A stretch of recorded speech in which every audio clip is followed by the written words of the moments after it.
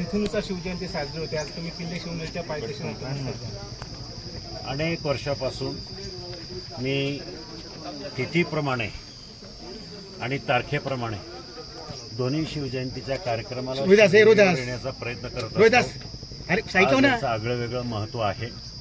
मी आज माझ्या प्रचाराची सुरुवात शिवरायांच्या शिवनेरीच्या पायथ्याशी माथा टेकून प्रचाराला सुरुवात केलेली आहे आणि मी एक संकल्प बांधला आहे की ह्यापुढे आजपासून प्रचार करत असताना आणि निवडून आल्यानंतर आणि दरम्यानच्या काळात सुद्धा छत्रपती शिवरायांच्या साक्षीनं स्मरण शेतकऱ्यांच्या प्रश्नासाठी, शेतकऱ्यांच्या शेतीमालाला भाव मिळण्यासाठी आज सगळ्यात ज्वलंत प्रश्न कांद्याचा भाव आणि हे सगळं करत असताना दुधाचा भाव, हे प्रश्न सोडवण्यासाठी मी कटिबद्ध आहे।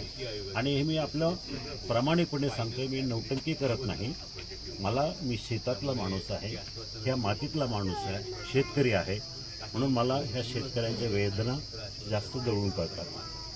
नतमस्तक होत असताना काय मागणी आहे, प्रामुख्याने काय मागणी हीच केली की माझा शेतकरी बांधव, शेतकरी समाज, गोरगरीब शेतकरी असेल, सर्वसामान्य असेल, त्यांना जे कष्टाचे दिवस पाहावे लागतात ते पाहावे लागू नये, त्यांना न्याय मिळावा, शेतकऱ्यांच्या शेतीमालाला भाव मिळावं, हे माझं उद्दिष्ट आहे। म्हणजे आज नतमस्तक होऊन प्रचाराची सुरुवात केली। आज नतमस्तक होऊन मी माझ्या प्रचाराची सुरुवात या ठिकाणाहून करतो। केंद्र सरकार दोघंही आज एकत्र आहात, पहिल्या पायरीवरती समोरासमोर आहात, काय प्रचाराची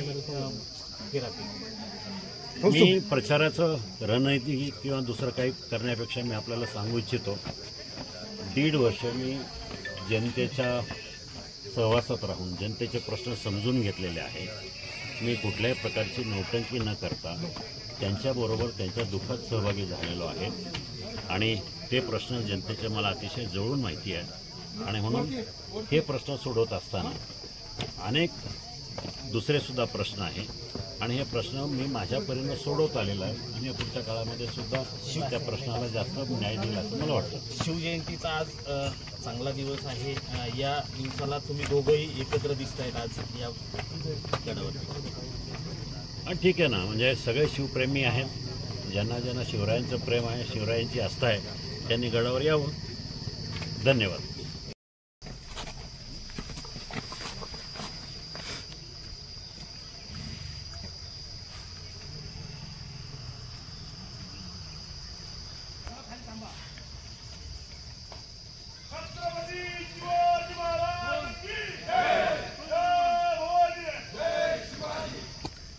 छत्रपती शिवाजी महाराज की जय।